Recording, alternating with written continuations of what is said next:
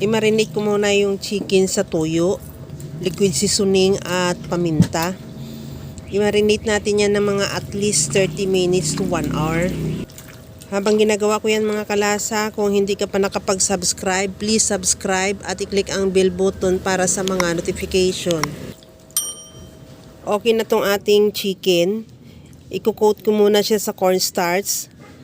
At siguraduhin mo lang din na mataktak mo o matanggal mo yung excess na cornstarch para hindi naman magkaroon ng maraming cornstarch mamaya yung ating mantika.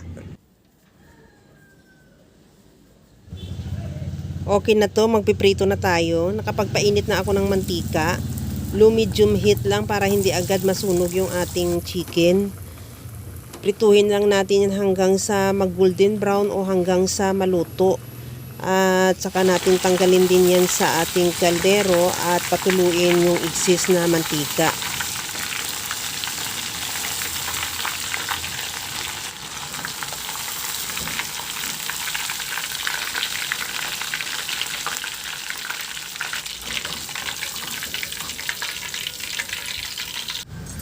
At sunod ko na rin prituhin yung ating gulay, yung bell pepper at saka sibuyas. Ihalo lang hanggang sa maluto. Malaman naman natin luto na yan pagka lumabas na yung aroma niya o mabango na siya. Pagkatapos nyan, i-set aside muna natin. Gagawa na rin ako ng sweet and sour sauce. Maglagay ako ng suka sa kawali. Lagyan ko rin ng asukal. Ilagay ko na rin yung juice ng pineapple chunk. Isunod ko na rin yung tomato sauce.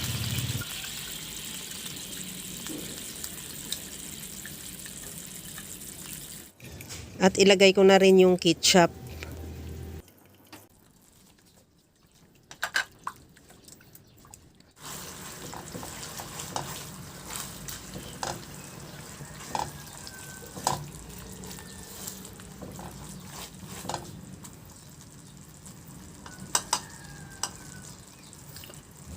Timplahan ko na ng liquid seasoning at kunting asin.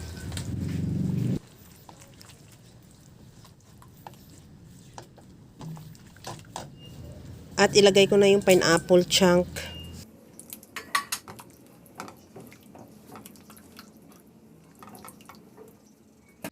Okay na tong ating sauce. Ilagay ko na yung pinirito nating manok. Ihalo lang ng mabuti hanggang sa makoat lang ng sauce yung manok o yung ating fried chicken. At saka isunod ko na ilagay din yung pinirito nating gulay, yung bell pepper at saka sibuyas. Katapos yan, okay na yan. Ready to serve na yung ating napakasarap na sweet and sour chicken. Kaya mga kalasa, kung nagustuhan mo yung ating video, please like na lang at pakishare na rin sa inyong mga friends. At kung bago ka pa lang sa aking channel, subscribe na at i-click mo na rin ang bell button para sa mga notification.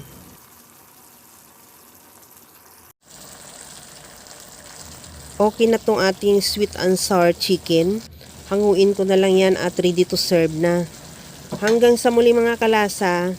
Thank you for watching. Bye-bye!